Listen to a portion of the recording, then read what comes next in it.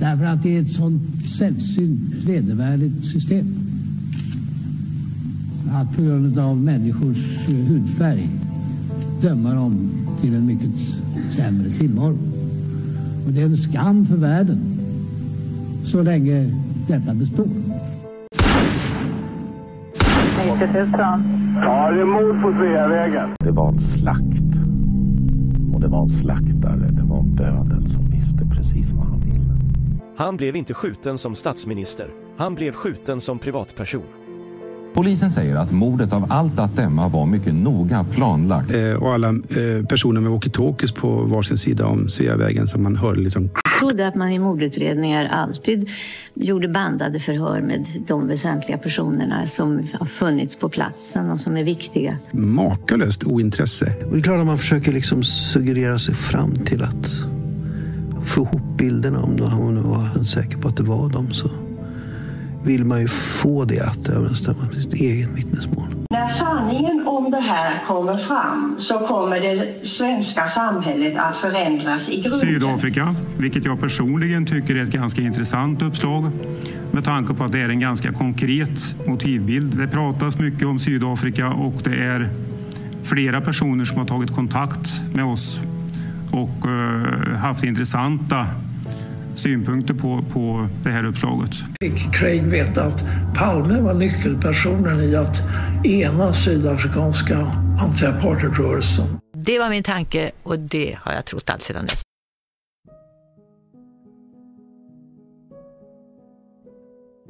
I förra delen gick vi igenom flera av de poliser som varit delaktiga i den innersta kärnan i Palme-skenutredningen. De som var delaktiga väldigt tätt in på Holmér och som i princip hanterade alla justeringar av tider, flytt av taxibilar, tillverkning av påhittade vittnesmål, skrev manus till alla poliser som var delaktiga i kvällens aktiviteter och som var helt nödvändigt för att mörkläggningen skulle kunna lyckas.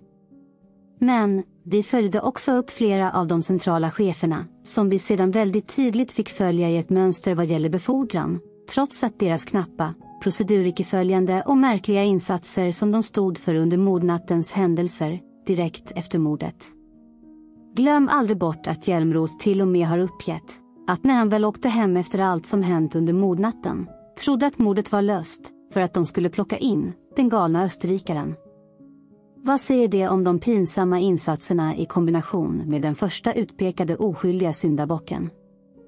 Vi lyfte även fram det helt avgörande överslätande dokumentet om högerorienterade polisers resor till Sydafrika åren innan mordet, där de utbildades och övade med den sydafrikanska regimen, som visade att det i det helt uppenbart överslätande dokumentet fanns spår och information om alla de personer som var delaktiga i märkliga chefsaktiviteter på mordkvällen. Märk väl att detta dokument och utredningen genomfördes under senare delen av 1987, alltså långt efter att Holmér fått lämna skutan. Det finns även en person till som varit inblandad i centrala polisdelar, som vi lovat att återkomma till framöver. Hoppas alla nu förstår att kartlägga även polisers inblandning och vad de faktiskt tar vägen senare och vad de blir inblandade i, säger otroligt mycket om vilken roll de haft kring mörkläggningen. Att få verkligen utmanat de här tidigare är en stor gåta för mig, som någon gärna får försöka förklara. I denna del kommer vi att utveckla hela resonemanget ytterligare och just titta på en enda specifik person i Holmers närhet. En person som kan avslöja andra delar i utredningen och lite mer handgripliga aktiviteter runt mörkläggningen. Det är nämligen denna doldis som kanske bäst förklarar vad som egentligen har hänt både före, under och efter utredningen än någon annan person. Vi pratar förstås om polisen Carl Gustaf Östling. Om jag nu namnger honom, mot alla regler som andra följer, och någon nu känner sig otroligt kränkt av det, så vill jag direkt vara otroligt tydlig med att han absolut inte är inblandad i mordet på vår statsminister. Så till skillnad mot otroligt många andra som genom åren har anklagat honom för både det ena och det andra, så kommer mitt bidrag i alla fall fria honom från alla misstankar runt mordet, och jag får väl vädja till denna upprättelse om jag nu bryter mot någon allmän regel. Det kan ju läggas till att Östling varit avliden en längre tid, så det är inte en levande person som omtalas. Ur ett utredningsperspektiv så har vi inte grävt djupare kring Östling tidigare, och det beror i stor utsträckning på att det inte finns så mycket om honom officiellt. Varför just den polisen är så intressant är för att när vi nu har en väldigt heltäckande bild över hur svenska baseballpoliser redan åren innan Palmemordet genomförde resor till Sydafrika för att delta i träning och övning i gerillakrigföring, som just var en del i Stay Behind-organisationens kärnverksamhet, så finns det nog ingen annan person som förklarar allt som händer runt mordutredningen den första tiden. Eftersom nu Östling är en så kallad doldis, och det inte finns några publika intervjuer med honom. Inte en uppsjö av vittnesförhör och inte mycket i tryckt media. Men, saxar vi en del om honom, blir det inte svårt att förstå vilken typ av roll han kan ha haft i samband med mordet. För att om möjligt samla in information citerar vi en del uppgifter och bildar oss en uppfattning.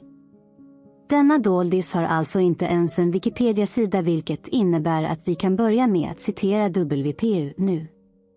Allmänt. Benämns polisman AIGRK. Polisman Ö av Lars Borgnäs. Person Ö av Ulf Lingärde. I Gunnar Walls, mörkläggning, kallad Å. Polisinspektör, vakthavande befäl för A-turen, polisspiket. Var även finskspråkig. Major och före detta polis som sadlade om till vapenhandlare en tid efter mordet. Lämnade på morddagen sjukhus mot läkares inrådan efter en blindtarmsoperation. Har gjort ett antal resor till Sydafrika. Hans inblandning i Ebbe Carlsson-affären utgjordes av att han skötte och planerade inköpen av avlyssningsutrustning hos PK Elektronik i Hamburg. När han första gången gjorde diskreta förfrågningar blev han nekad inköp. Firmans direktör Horst Weissenhausen meddelade att policyn var att inte sälja till privatpersoner. Sådan utrustning krävde västtysk exportlicens och när den utfärdades skulle mottagarlandets myndigheter informeras. Detta ville Ebbe Carlsson och Säpo-agenterna Kegö och Barling undvika då Säpo-ledningen inte skulle godkänt detta, vilket medförde att utrustningen bestämdes att smugglades in illegalt till Sverige. Östling avled i Tyskland 2010 av cancer efter att ha bott i Berlin sedan 90-talet.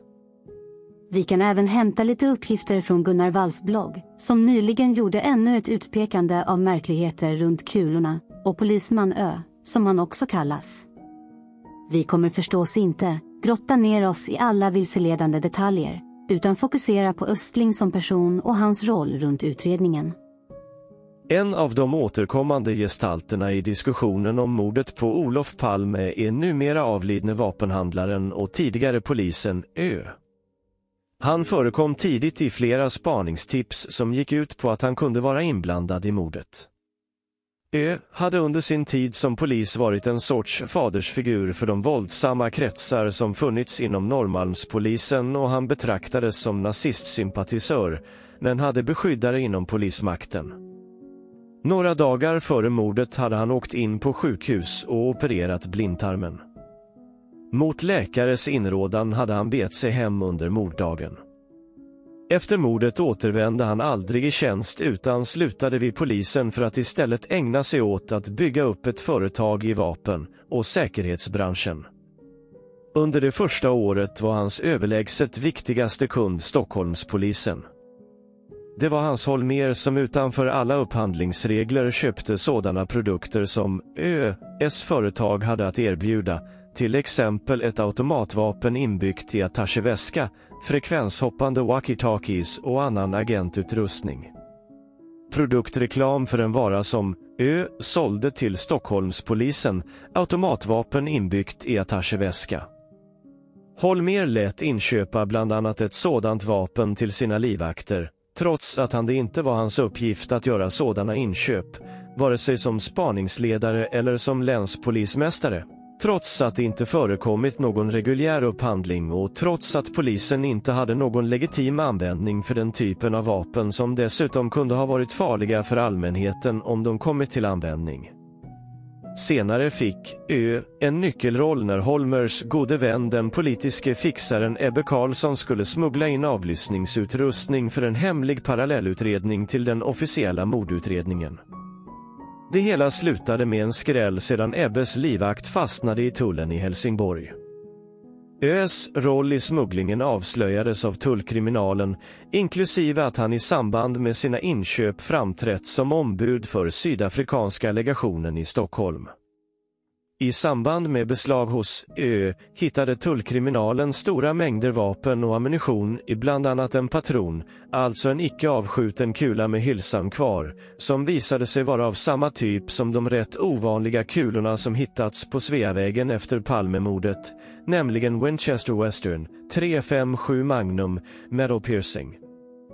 Vi läser även vad det står om Östlinjeexpressen från den 9 oktober 96.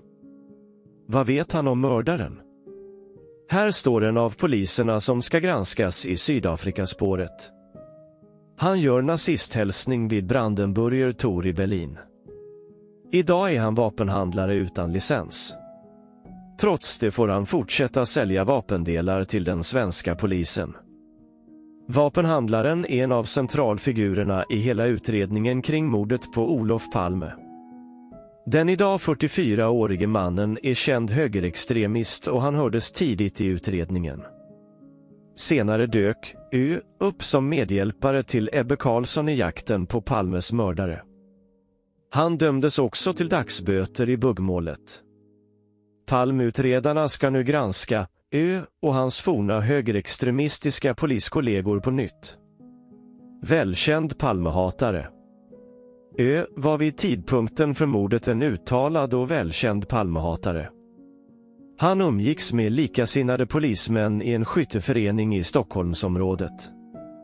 Expressen kan idag avslöja att Ö säljer vapendelar till polismyndigheter i hela landet trots att han inte har licens för att sälja vapen. Britt Rundberg, V, ledamot av polisstyrelsen i Stockholm, är mycket kritisk till polisledningens beslut att köpa in vapendelar från Ö. Eftersom det bara är delar, inte vapen, får han handla fast han inte är vapenhandlare, säger hon. Men det finns en massa saker som man inte ska göra även om det råkar vara lagligt. Kurt Nilsson, polisöverintendent och chef för länsordningen i Stockholm, är en av dem som godkänt affärer med Ö. Expressen fick igår tag i honom på en konferens i Reykjavik på Island. Jag vet inte om jag har gjort affärer med honom, men det är möjligt. Han förmedlar ju vapen till alla polismyndigheter. Mannen är högerextremist. Är det okej att göra affärer med honom ändå? Du säger det, ja. Jag har bara hört de här ryktena tidigare. Jag vet inte om han har några högerextrema åsikter. Men om det stämmer så är det skrämmande. Ö, som tidigare varit piketpolis, arbetade med att ta fram polisens nya tjänstevapen, Sauer 225. Ö skötte dessutom Stockholmspolisens vapenutbildning i början av 80-talet. Uppgifterna om att vapenhandlaren är en central figur i högerextrema kretsar har funnits med i Palmeutredningen hela tiden. Första gången han misstänktes för delaktighet i mordet var i maj 1986. En fastighetsmäklare tipsade då om att Ö hade bajonetter, uniformer, pistoler och ammunition i lägenheten. Beslagtog granatgevär. Polisen fick också flera tips från personer som sa att Ö var nazist och Palmehatare. Tillsammans med en kollega hade vapenhandlaren dessutom en lägenhet i hörnet Regeringsgatan, David Bagares gata, där Palmes mördare passerade strax efter mordet. Men misstankarna mot Ö avskrevs. 2 år senare var det Ö som ordnade avlyssningsutrustning åt Hans Holmér och Ebbe Carlsson. Han angav sydafrikanska legationen i Sverige som beställare. Vapenhandlaren och en poliskollega har enligt tidningen Ord och Bild dessutom besökt Sydafrika på inbjudan av landets polis. Vid husrannsakan hemma hos Ö i juni 1988 togs hundratals föremål i beslag. Det var bland annat granatgevär, attacksjöportföljer med inmonterade maskingevär, kulspruteband och 4 diamanter, värda 200 000 kronor. Polisen hittade också 13 fotografier på Ö och hans kollega G, där de gör Hitlerhälsningen på olika platser, bland annat på en judisk kyrkogård. I lägenheten fanns också ett vykort, poststämplat 10 juni 1986, med följande text: Svinet på den andra sidan låter sig fortfarande förfaras av fantombilden, men järnvägsspåret blir allt hetare. Sätt dig snarast i förbindelse med Enskedemannen. Laddad pistol. Avsändaren var ÖS gamle skolkamrat P, men han förklarade att kortet bara var en ploj. På ÖS kontor hittades en laddad pistol. Förklaringen var enligt Ö den stora inbrottsrisken. Tillsammans med yrkesmilitären G hade Ö ett vapenföretag. I slutet av 1986 gick affärerna lysande. Företaget fick en order på 1,4 miljoner från Hans Holmér, som behövde vapen och utrustning till sig själv och sina livvakter. Vid tiden för mordet arbetade ÖS kollega G som säkerhetschef på Televerket, med möjlighet att avlyssna all radio och walkie-talkie-trafik i Stockholm. Lämnade sjukhuset. Ett par dagar före mordet på Palme opererades Ö för brusten blindtarm. Morddagen, den 28 februari, gick han hem från sjukhuset, trots att läkaren ansåg att han borde stanna kvar. Därefter var han sjukskriven i 3 månader. I förhör uppger vapenhandlaren att han var hemma på mordkvällen och att några vänner kom på besök. Först 1993 förhörde Palmeutredarna de personer som enligt Ö besökt honom. Spaningsledaren Hans Ölvebro säger nu till Expressen: Vi ska självklart gå igenom allt som har med Sydafrikaspåret att göra. Fotnot. Expressen har förgäves sökt vapenhandlaren för en kommentar. Nu kommer vi att titta lite närmare på vykortet framöver, så vi lämnar det mesta kring det därhen. Vi försöker istället att se om vi hittar mer uppgifter om kollegan på Televerket. Vi kan även lägga till lite information från boken Inuti labyrinten. Till saken hör att tullen vid husrannsakan hittat ett veritabelt vapenlager i Östlings lägenhet. Där fanns närmare 50 olika vapen, bland annat 2 granatgevär. I en artikel i Svenska Dagbladet den 20 juli 1988 som handlade om vykortet och beslaget hos Östling yttrade sig biträdande informationschefen på Försvarets materielverk, Åke Bäckman, om den oerhörda eldkraft ett granatgevär besitter. Skjuter man ett granatgevärsskott på en bil blir den rund som en boll. Skotten har en enorm tryckvåg. Skjuter man den mot ett hus tränger skottet in genom väggen och spränger rummet innanför i små bitar. Överhuvudtaget är Östling en mystisk figur. Han driver ett antal företag i vapen- och säkerhetsbranschen tillsammans med en före detta major, Ingvar Grundborg. Denna affärsverksamhet startade mer eller mindre direkt efter mordet på Olof Palme. Grundborg arbetade på nuvarande FFV som försäljningschef med ansvar för Nordamerika och Holland fram till den 20 januari 1986. Därefter var han anställd som byråsekreterare med ansvar för säkerhetsfrågor på Televerket Radio. En vecka efter mordet lämnade han denna anställning och började sitt liv som egenföretagare. Samma mönster kan skönjas vad gäller Östling. Han var vapeninstruktör inom Stockholmspolisen och var med och tog fram polisens nuvarande tjänstevapen Sigser till några dagar före mordet, då han drabbades av blindtarmsinflammation. På morddagen lämnade han, nyopererad, sjukhuset mot läkarens inrådan. Han var sedan sjukskriven i 3 månader. Den 1 juni 1986 fick han anställning som säkerhetsansvarig byråsekreterare på Televerket Radio, precis som Grundborg före honom. Det märkliga med dessa anställningar var att de inte gick genom normala kanaler. De tjänstemän som normalt handlägger anställningsärenden tillfrågades inte. Det var faktiskt så att när tidningen Arbetet frågade en av de ansvariga cheferna, hävdade denne att han inte skulle ha anställt Östling om han fått bestämma, vilket han fick normalt sett. Herrarna Grundborg och Östling kom alltså att på mystiska vägar bli anställda vid Televerket. Och i Grundborgs fall var det just veckorna kring mordet. Östling lämnade Televerket i början på december 1986.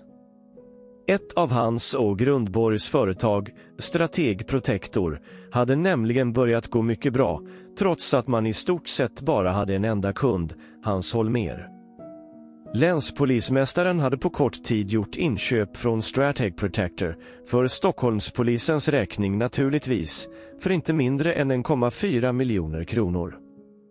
De här affärerna irriterade vissa tjänstemän inom polisen, bland annat chefen för RPS, därför att de inte gått vid de normala kanalerna. Östling och Grundborg är uppenbarligen undantagna från de regler som gäller för vanliga dödliga. Holmér hade personligen gjort inköpen genom polismannen P.O. Karlsson, som senare skulle bli Ebbe Karlssons livvakt. Ett sådant handlande från en länspolismästares sida var så ovanligt att det betecknades som unikt. Att Holmér hade ett gott öga till Carl Gustaf Östling är uppenbart. När denne lämnade polisen hade han fått audiens hos Holmér, som avtackat honom å det hjärtligaste och önskat lycka till med det nya jobbet. Mycket riktigt kom Östling och P.O. Karlsson, som för övrigt också sinsemellan var nära vänner, att bli två av Ebbe Karlssons viktigaste kurirer när denne smugglade avlyssningsutrustning. Så, det finns ingen tvekan om att vapen, teknik, avlyssning och kopplingar till Nordamerika. Med denna samlade kunskap försöker vi dock att fokusera på vad Östlings roll kan ha varit just på mordkvällen. En bra början kan vara att läsa uppgifter från ett vittnesförhör med honom om mordkvällen. Förhör i förundersökning avseende mordet på statsminister Olof Palme fredagen den 28 februari 1986 vid 20:20-tiden. Efter det att Östling underrättats om att han skulle höras i Palmeutredningen på grund av inkommet tips avseende hans stora vapeninnehav, uppgav han följande. Just den 28 februari 1986, klockan 11:00, utskrevs Östling från Södersjukhuset i Stockholm, där han hade vårdats för brusten blindtarm och bukhinneinflammation av en maskning under avdelningsläkaren maskning. Han åkte därvid hem till bostaden på maskning med taxibil. I lägenheten kom han att ligga till sängs eftersom han var svårt sjuk. Samma dag vid 19:00-tiden fick Östling besök av en tjänsteman från Försvarets materielverk, FMV, vars namn han nu inte önskar avslöja, i bostaden. Därtill kom 2 polismän på besök i lägenheten vid 20:00-21:00-tiden. En av dem var polismannen Maskning, som tillhörde Maskning, vid Maskning. Den andra polismannen kunde Östling inte namnet på. I övrigt var Östling ensam i bostaden under kvällen den 28 februari. Påföljande dag vid 01:02:00-tiden väcktes han dock av en Maskning som per telefon talade om att statsminister Olof Palme hade mördats. Under flera veckor efter det att Östling skrevs ut från sjukhuset kunde han inte gå ordentligt. Endast med besvär kunde han gå de 800 metrarna till affären. Troligen sjukskriven till den 21 april 1986. På särskild fråga från förhörsledaren vitsordade Östling att han hade alla sina vapen i behåll morddagen den 28 februari 1986. Inget var alltså utlånat till någon. Han erinrades för övrigt om i sammanhanget att provskjutning med bland annat hans vapen kunde bli aktuella i en framtid. I anledning av att Östling hade ansökt om en ny vapenlicens fick han den 26 juni 1986 besök i bostaden av polisinspektör Maskning, som vid polisen handlade vapenärenden. På grund av de många vapen som han redan tidigare hade skulle förvarningsfrågorna diskuteras.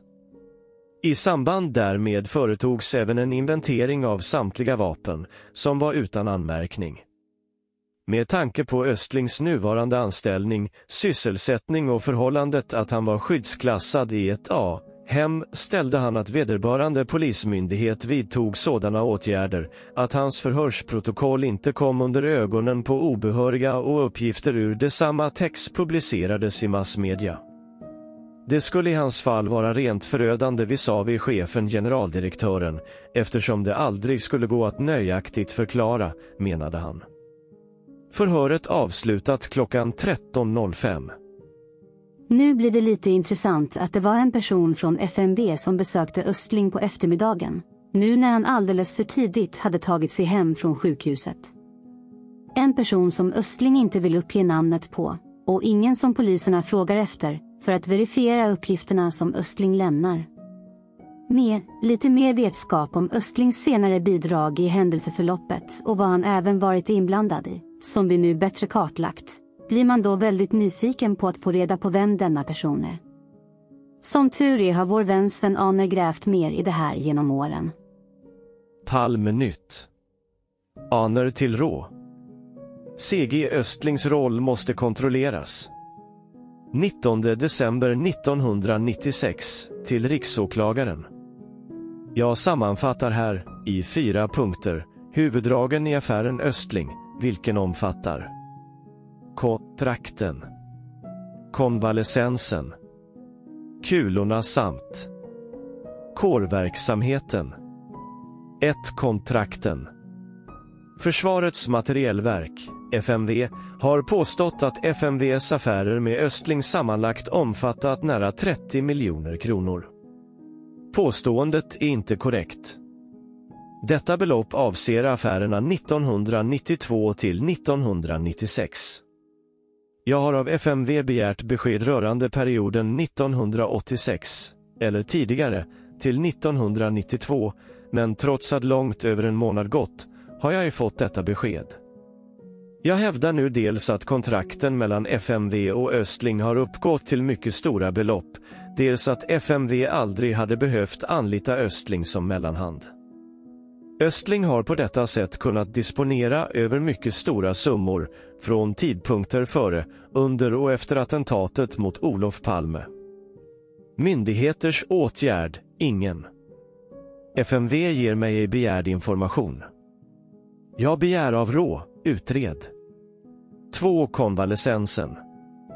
C.G. Östling har enligt uppgift inför utredande polis påstått att han fredagen den 28 februari 1986 mot läkares bestämda direktiv avlägsnade sig från Södersjukhuset efter just genomgången blindtarmsoperation. Närmare uppgifter har inte getts, och komplett sjukjournal har aldrig presenterats. Östling har heller aldrig kunnat ge någon tillnärmelsevis trovärdig förklaring till att han bokstavligen rymde från sin egen operationskonvalescens. Vad som däremot är känt är att Östling, strax efter sin återkomst till bostaden på Söder i Stockholm, sålunda på eftermiddagen den 28 februari 1986, sammanträffat med dåvarande 25-årige byråingenjören Per Arvidsson vid FMV. Arvidsson har påstått att det rört sig om ett vanligt sjukbesök samt att en chokladask överlämnats. Jag hävdar nu att någon, från Östlings och Arvidssons synpunkt, ytterst viktig anledning till detta personliga sammanträffande, 5 timmar före mordet på Olof Palme, måste ha förelegat. Myndigheters åtgärd, ingen. Jag begär av rå, utred. 3. Kulorna. Nyss nämnde Arvidsson påstår att han den 1 mars 1986 fick besked om att 2 kulor, som kunde ha avlossats vid Dekorima-attentatet, hade påträffats. Arvidsson, som hade ringaste anknytning till eller befattning med utredningen av mordet på Olof Palme, säger att han identifierade dessa kulor den 2 mars. Påståendet står i diametral kontrast till kategoriskt uttalande av Stockholmspolisens tekniske chef Vincent Lange, vilken hävdar att det varit HAN, ej Arvidsson, som utfört identifieringen. Jag hävdar nu att denna totala oklarhet ej kan få kvarstå. Myndigheters åtgärd, ingen. Jag begär av rå, utred. 4. Kårverksamhet. En förening med det tagna namnet Stockholms försvarsskytteförening har varit verksam inom Svenska pistolskytteförbundet i varje fall sedan 1987 och som medlemmar haft enbart handläggare vid FMV, polismän, bland dessa C.G. Östling, samt militärer. Fullständiga matrikeluppgifter samt årsrapporter lämnas ut, detta efter beslut av klubbens nuvarande ordförande Ulf Hjelmberg, tillika ansvarig för BLA 169 miljoners kontrakt FMV Östling, samt även efter beslut av Försvarsmakten /högkvarteret 10816733377. Detta beslut har av mig överklagats hos kammarrätten i Stockholm, vilken tagit upp ärendet under nummer 9350 till 19%. Handläggning har inletts. Jag hävdar nu, i min ursprungliga anmälan till BLARA, att olovlig kårverksamhet kan föreligga inom Stockholms försvarsskytteförening. Myndigheters åtgärder. Se här ovan, med den kompletterande informationen att rå remitterat ärendet till överåklagaren i Stockholm vilken är vidtagit någon åtgärd. Jag har begärt RÅs överprövning men ännu ej erhållit RÅs svar. Jag uppmanar rå att även läsa de efterföljande dokumenten och kommentarerna samt nummer 10 av Palmenytt, vilket bifogas. Jag önskar omedelbart besked om diarienummer och handläggare. Finns flera sidor om Östling som gäller Sven Ahners grävande och det är bara att beundra vilket sakligt, detaljrikt och engagerat sätt som Sven formulerar sig på.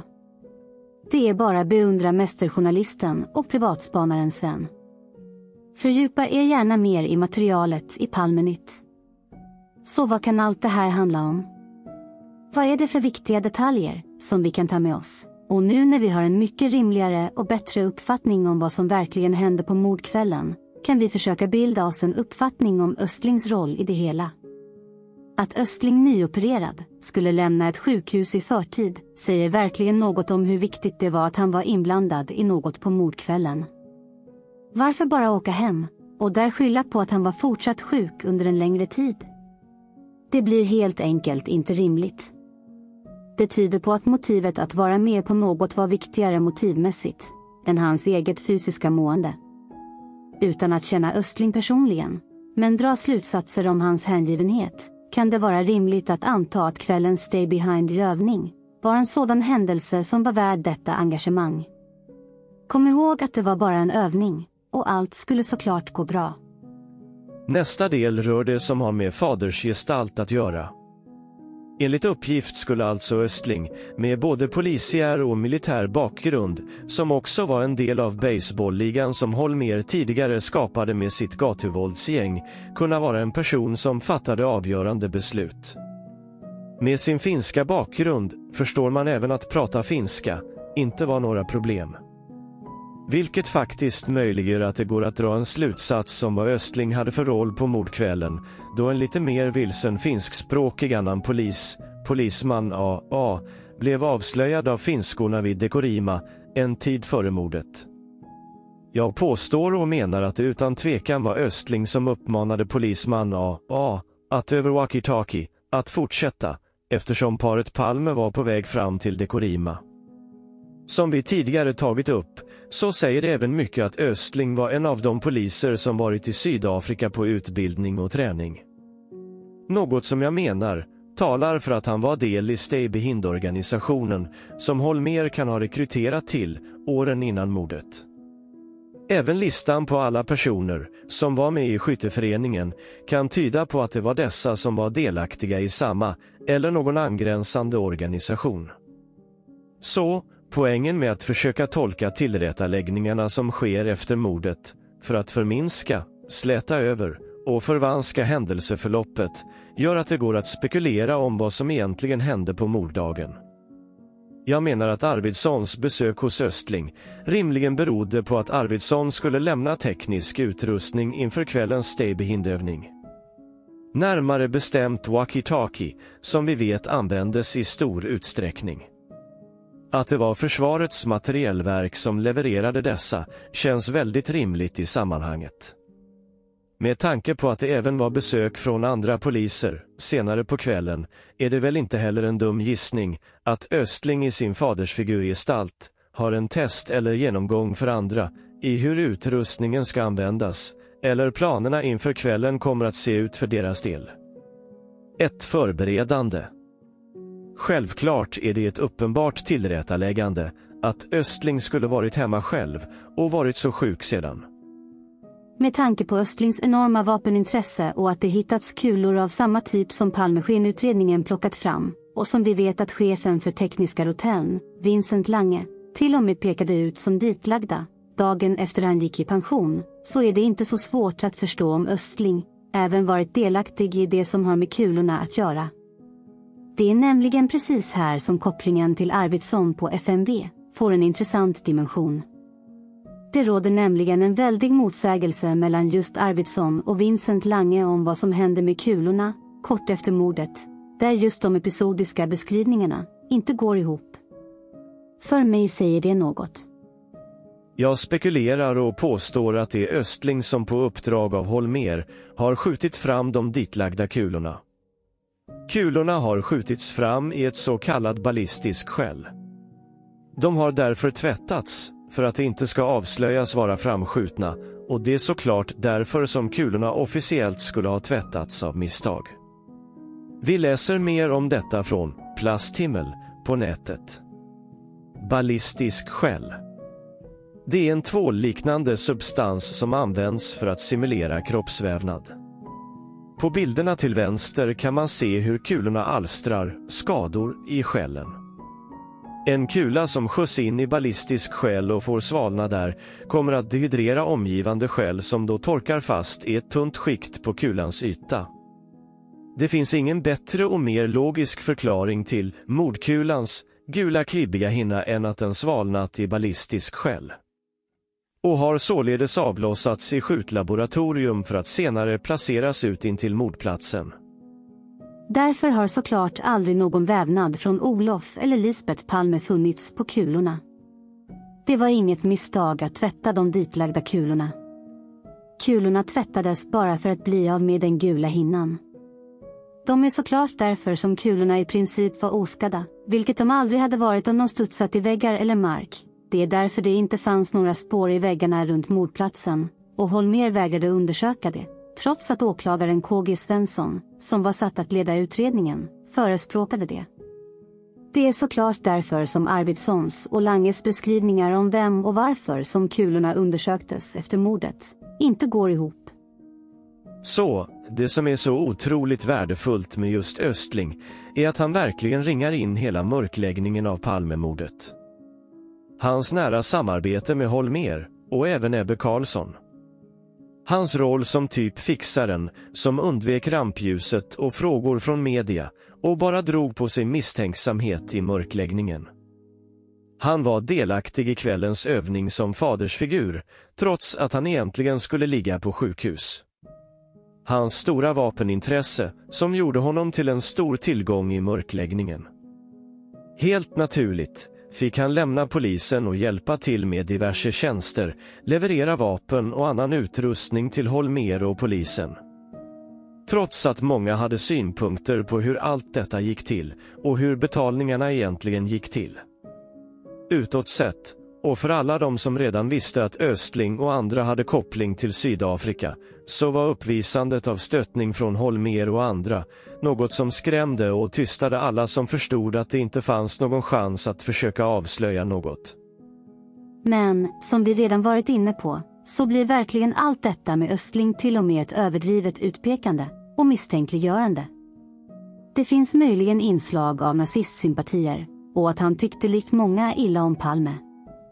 Men att därifrån, som svensk militär och medlem i en topphemlig CIA-grundad gerillakrigförande Steiberhind-organisation, initierad av svenska socialdemokrater, finns det inget verkligt rimligt och trovärdigt motiv för en sådan person att ge sig på en svensk demokratiskt vald statsminister överhuvudtaget. Många av de historier som involverar svenska högerextrema, som är ute och firar och skriker både det ena och andra om Palme, efter mordet, menar jag bara är efterkonstruerade lögner, alternativt skapade situationer, för att dra extra mycket uppmärksamhet till sig, för att dölja det verkliga Sydafrikaspåret. Vem skulle, med avsikt att försvara Sverige mot ryssarna, med sitt liv som insats, skulle på allvar provocera så hårt, mot alla de chockade vanliga svenskar, som fick ett öppet sår, genom denna händelse? Det finns för mig ingen rimlighet i det. Därför måste man ha med sig en mycket viktig utgångspunkt, när det gäller alla uppgifter om Östling. Med tanke på det vi nu vet om bakgrunden till mörkläggningen och hur det avsiktligt pekades ut svenska högerorienterade poliser som delaktiga i mordet, så måste man ta alla dessa uppgifter med en stor nypa salt. Östling har självklart inte varit delaktig i själva mordet på Olof Palme.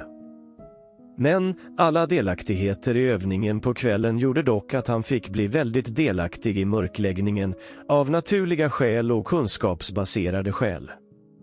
Även han som fadersgestalt var någon en person att hålla nära sig, för att även få någon som kontrollerade övriga, lite mindre skarpa poliser.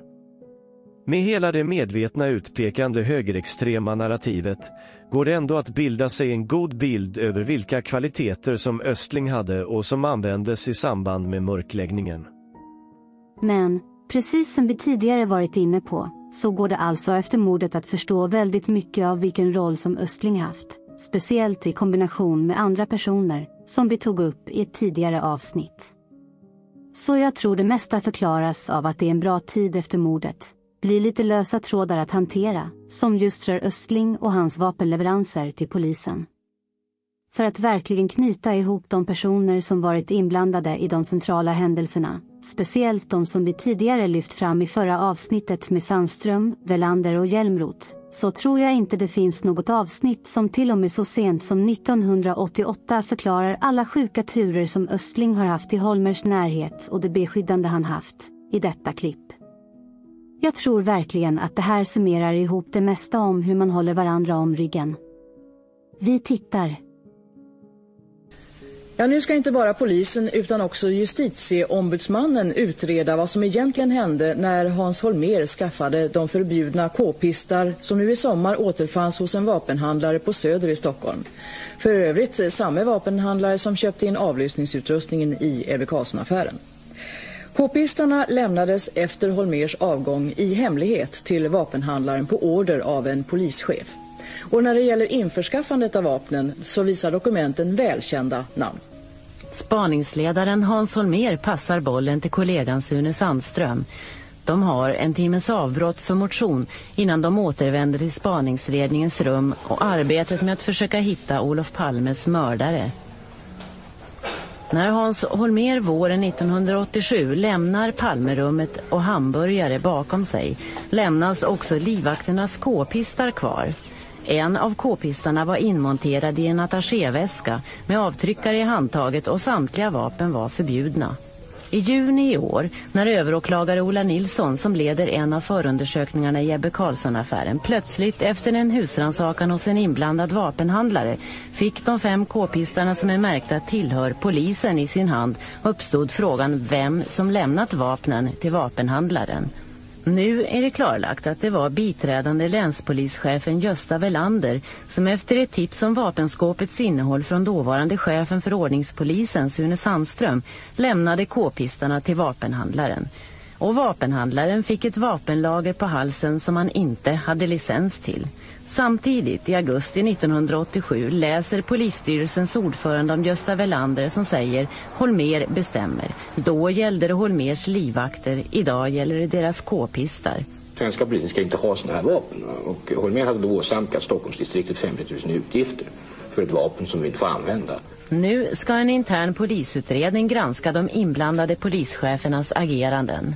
Jag vill inte uttala mig om Welander har gjort något fel eller inte, men det där håller man nu på att studera. Jag bara konstaterar att man ville bli av med de här vapnen på ett eller annat sätt. Rikspolisstyrelsen kände inte till att Holmér rekvirerat k-pistarna trots att Rikspolisstyrelsen betalt dem. Och på redovisningscentralen finns varken faktura eller kvitto trots att vi letat och letat, säger avdelningsdirektör Ingemar Aronsson till Aktuellt. Förklaringen är att Hans Holmér helt enkelt inte behövde ange inför Rikspolisstyrelsen vad han behövde pengar till. Han skickade helt enkelt in blanka fakturor med en summa på och fick pengar tillbaka. Han själv och hans livvakt Per-Ola Karlsson tog hand om de rätta fakturorna. Mitt intryck är att det är mycket som har varit speciellt under just Palmespaningen. Mitt intryck, utan att kunna några detaljer, är att Holmér skaffade sig väldigt fria händer som spaningsledare i Palmeutredningen. Och så var han dessutom länspolismästare då med de befogenheter som automatiskt följer med den befattningen. Hans Holmér och Per-Ola Karlsson byggde tillsammans upp ett inköpsteam där livvakten blev utnämnd till utrustningsansvarig för Stockholmspolisen i tullhandlingar. Dokument visar inköp av avancerade kommunikations- och personlokaliseringsutrustningar, en mängd reservdelar bland annat i k-pistarna och en stor beställning som gällde säkerhetsinstallationer i Palmerummet och andra lokaler i polishuset. Uppdragen utfördes av vapenhandlarens företag som normala helt lagliga affärer. Hans Holmér beställde, Per-Ola Karlsson verkställde och vapenhandlaren förmedlade. Och polisen betalade. Det var under 1986 och 87. 1988 återfinns huvudpersonerna i en annan affär.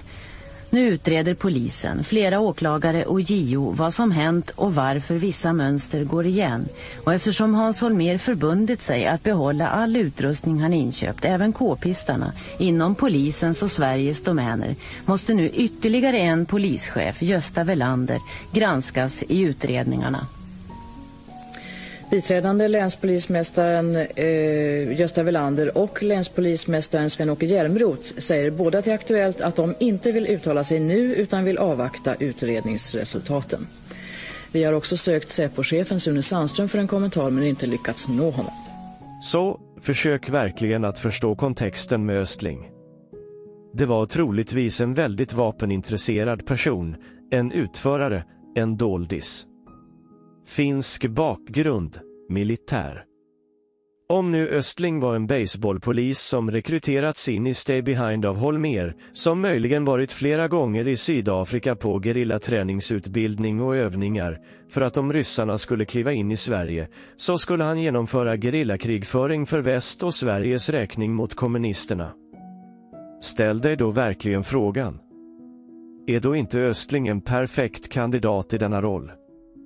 Han var alltså beredd att i en mycket liten topphemlig grupp att försvara Sverige med sitt liv mot angriparna.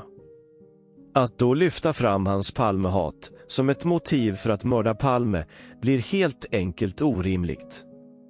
Skulle verkligen han ge sig på en demokratisk vald statsminister i det egna landet han bor, samtidigt som han är beredd att försvara samma land med sitt liv? Den som tror på det motivet i den kontexten förstår inte hur man analyserar och värderar människors drivkrafter och handlingar. För mig fick Östling dra på sig skottelden för det möjliga polisspåret, eller järnvägsspåret, som vi kommer att diskutera mer i ett kommande avsnitt. Det spår som mycket av medias rapportering kretsade kring, i ett mörkläggande syfte.